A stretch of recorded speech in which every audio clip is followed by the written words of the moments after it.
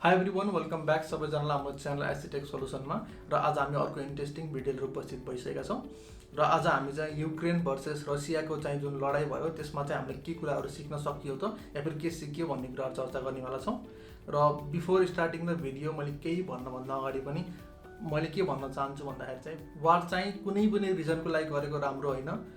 I think लाइफभन्दा important कुरा केही पनि छैन र वारभन्दा नराम्रो कुरा पनि केही छैन र वारमा चाहिँ कसैले पनि जित्दैन। दुईवटा पार्टी लडिरहेको छ, दुईवटा कन्ट्री लडिरहेको छ र at the end of the day दुइटैको लस हुन्छ। जसले जित्छोस् जसले हारोस् लस चाहिँ दुइटैको हुन्छ, किनकि कतिले आफ्नो फ्यामिली गुमाउँछ, किनकि एट्याक गरेको वालाले पनि गुमाउँछन् र डिफेन्ड गरेको वालाले पनि गुमाउँछन्। सो वी होप यो वार चाहिँ इन्ड होस्, तर यो वारबाट चाहिँ हामीले के कुराहरू सिक्यो म तपाईँसँग आज चाहिँ सेयर गर्न गइरहेको छु। सो यति त हामीलाई थाहा भइसक्यो कि अमेरिकाले चाहिँ डाइरेक्टली रसियालाई चाहिँ अट्याक गर्न सक्दैन र गर्दैन पनि, किनकि त्यो हुने बित्तिकै त वर्ल्ड वार 3 सुरु हुन्छ र त्यसपछिबाट चाहिँ धेरै कन्ट्रीहरू इन्भल्भ हुन्छन् र त्यही भएर पनि डाइरेक्टली सिधै गएर चाहिँ लाइक मिलिट्री अट्याक चाहिँ गर्न सक्दैन र गर्दैन होला पनि यदि सिचुएसन ठिक भयो भने त। बट उसले चाहिँ अहिले के गर्न खोजिरहेको छ, basically not just America, NATO NATO जुन अर्गनाइजेसन छ 30 वटा कन्ट्रीको, उनीहरूले चाहिँ के गर्न खोजिरहेका छन् भन्दाखेरि अब रसियालाई चाहिँ इकोनोमिकली फाइनेन्सियली चाहिँ उसलाई चाहिँ विक गराउने कोसिस गरिरहेका छन्। त्यही भएर चाहिँ डिफ्रेन्ट काइन्ड अफ ब्यानहरू चाहिँ यसमा लगाइरहेको छन्। जस्तै एक्जाम्पल जस्तै कि रसियन फ्लाइटहरू ब्यान भइरहेको छ। अनि त्यसपछि कुनै पनि कन्ट्री जुन अरू कन्ट्रीहरूमा चाहिँ रसियाको ब्याङ्कहरू छ, सिस्टमहरू छ, त्यो ब्याङ्कहरू सिस्टमहरू बन्द गरिदिइरहेका छन्। अनि त्यसपछि चाहिँ युएसडी चाहिँ नचल्ने भइरहेको छ रसियामा। अनि त्यसपछिबाट चाहिँ हाम्रो चाहिँ इसेन्सियल सप्लाईहरू चाहिँ अब बन्द गर्ने गरिरहेको छ, ब्यान गर्न खोजिरहेको छ।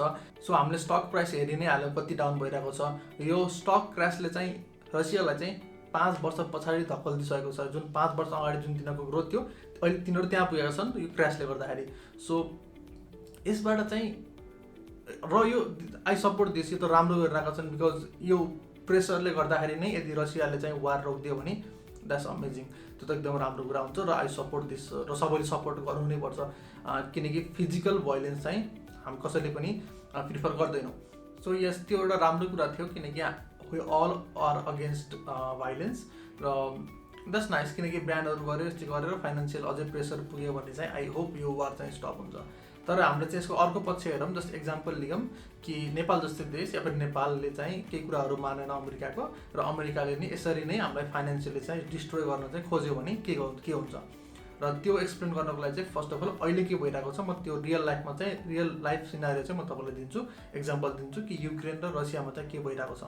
सो फर्स्ट थिङ, तपाईँको चाहिँ रसियाले चाहिँ युक्रेनमा इन्भेड गर्ने बित्तिकै उसलाई चाहिँ अब उसले चाहिँ त्यो फाइनेन्सियल सिस्टमलाई चाहिँ डिस्टर्ब गर्न सक्यो र उसले चाहिँ त्यो फाइनेन्सियल जस्तै ब्याङ्कहरू उनीहरू सबैलाई चाहिँ कन्ट्रोल गरेर अनि त्यो पछाडि चाहिँ कुनै पनि पैसा फ्लो हुन नदिन पनि पायो र त्यो भइसकेपछि मनी नभए पछाडि पैसा नभए पछाडि कन्ट्री त्यसै पनि विक हुन्छ।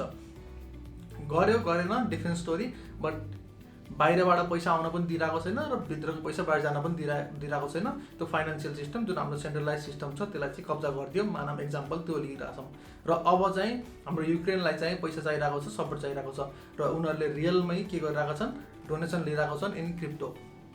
यो चाहिँ रियलमै भइरहेको छ कि युक्रेनले चाहिँ पैसा उठाइरहेको छ क्रिप्टोको थ्रु अनि राम्रै पैसा उठाइरहेको छ र यो चाहिँ रियल टाइम युज केस थियो। यस्तो सिचुएसनमा पनि जहाँ कुनै पनि सेन्ट्रलाइज सिस्टमले काम गरिरहेको छैन, कुनै पनि ब्याङ्क इन्टरनेसनल ब्याङ्क कसैले केही गर्न सकिरहेको छैन, फिजिकल मनीको केही काम छैन, त्यतिखेर चाहिँ हाम्रो डिसेन्ट्रलाइज सिस्टम भर्चुअल करेन्सी चाहिँ काम लागिरहेको छ। सो यसैबाट थाहा हुन्छ कि भोलि पर्सि गएर कसैले हामीलाई फाइनेन्सियली चाहिँ यसरी चाहिँ दबाउन खोज्यो या फिर फाइनेन्सियली डिस्टर्ब गर्न खोज्यो भने पनि यदि हामीसँग चाहिँ त्यो क्रिप्टो छ या फिर हामी चाहिँ पहिले यो प्रिपेयर भइरहेको छौँ, हाम्रो चाहिँ त्यतिखेरसम्म लिगल भइरहेको छ नेपालमा, अनि त्यस पछाडि चाहिँ हामी अवेर छौँ भने चाहिँ हामी यो ट्र्यापबाट या फिर त्यो दोषबाट चाहिँ बस्न पनि सकिन्छ इजिली। सेकेन्ड स्टेप के भइरहेको छ, हाम्रो चाहिँ अमेरिकाले चाहिँ स्विफ्ट बन्द गरिदिएला जस्तो छ। अनि त्यस पछाडि चाहिँ त्यो हुने बित्तिकै चाहिँ रसियाले चाहिँ कुनै पनि फाइनेन्सियल सिस्टम बाहिर चाहिँ चलाउन पाउँदैन, ऊ चाहिँ युएसमा केही ट्रेड पनि गर्न पाउँदैन, युएसटी पनि चल्दैन। अब रसियाले के गर्न खोजिरहेको छ, रसिया पनि क्रिप्टोतिर गइरहेको छ। रसियाले पनि क्रिप्टोलाई चाहिँ युज गर्न सक्छ र युज गरिरहेको छ र यो सिस्टमबाट चाहिँ निस्किनको लागि जुन इन्भेस्ट गरिरहेको छ अमेरिकाले फाइनेन्सियली, त्यसबाट निस्किनको लागि चाहिँ जुन ट्र्याप छ त्यसबाट निस्किनको लागि अगेन क्रिप्टो युज गरिरहेको छ। र यही सिनेरियोबाट थाहा भइसक्यो कि हामीलाई चाहिँ क्रिप्टोको चाहिँ पावर र इम्पोर्टेन्ट कति रहेछ त। रसिया जस्तो सुपर पावर कन्ट्रीले पनि त्यत्रो ठुलो चिजले पनि चाहिँ राष्ट्रमा केही विकल्प नपाए पछाडि चाहिँ क्रिप्टोतर्फ चाहिँ गइरहेको छ। युक्रेन चाहे सानो भए पनि केही विकल्प नभए पछाडि चाहिँ क्रिप्टोतर्फ गइरहेको छ।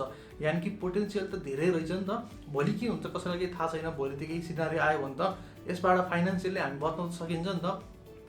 अनि त्यस पछाडि चाहिँ यसमा अर्को एउटा ट्विट पनि आइरहेको थियो कि युक्रेनबाट चाहिँ जुन मान्छे निस्केर भागेको थियो या फिर चाहिँ ऊ सेफ ठाउँमा गएको थियो, वाट इज सेइङ इज म सेफ त छु बट मेरो आजसम्मको सबै कमाइ जे थियो त्यो सबै त्यहीँ छ, त्यही ब्याङ्कहरूमा छ र त्यो चाहिँ जब भइसकेको छ। ही क्यानट युज द्याट। ज्यान त बच्यो तर फाइनेन्सियली इज डिस्ट्रोइड। तर उसले भन्छ कि जुन बिटकोइन या फिर जुन क्रिप्टो मसँग थियो त्यो मात्रै मसँग छ र अरू सबै चाहिँ अहिले चाहिँ मैले गुमाइसकेँ। यानि कि डिसेन्ट्रलाइज भन्ने बित्तिकै त्यो तपाईँको हो कि बेस। हामीले क्रिप्टोको चाहिँ डिसेन्ट्रलाइज सिस्टम भनेकै के भन्दाखेरि पावर जति तपाईँको हातमा दिने एज ए इन्डिभिजुअल सबैको हातमा दिने हो। यदि मेरो वालेटमा पैसा छ त्यो मेरो हो, क्रिप्टो वालेटमा चाहिँ क्रिप्टो छ भने द्याट्स माइन र त्यो कसैले लाइक जुन जे तरिकाले गरे पनि त्यसलाई चाहिँ खोज्न या फिर निकाल्न या फिर चाहिँ डिलिट गर्न सकिँदैन। द्याट्स वाइ जतिखेर पनि काम लाग्ने चिज हो कि यो।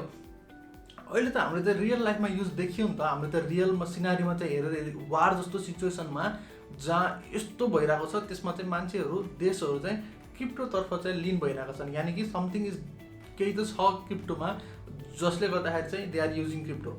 र यही न्युजहरूले गर्दाखेरि नै हामीले थोरै स्पाइक चाहिँ देखेका थियौँ। बट यसको चाहिँ एउटा नेगेटिभ इम्प्याक्ट चाहिँ के पर्न सक्छ मार्केटमा भने बिकज रसियाले चाहिँ क्रिप्टोलाई युज गर्न खोजिरहेको छ त्यो हाम्रो युएसएको ब्यान्डबाट चाहिँ बच्नको लागि।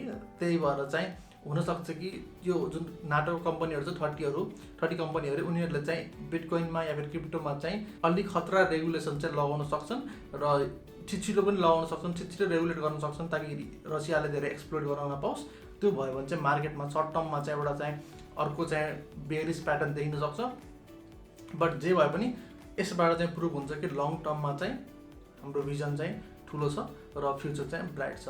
बट मैले अघि पनि भनिसकेँ अहिले सबभन्दा इम्पोर्टेन्ट भनेको चाहिँ वार स्टप हुनु हो र आई होप सबैजनाले होप गरौँ, प्रे गरौँ कि यो चाहिँ छिटै स्टप होस् र यो ब्लड बाथ चाहिँ स्टप होस् एन्ड सबैजना चाहिँ पिसफुल्ली चाहिँ बस्नु पाऊँ।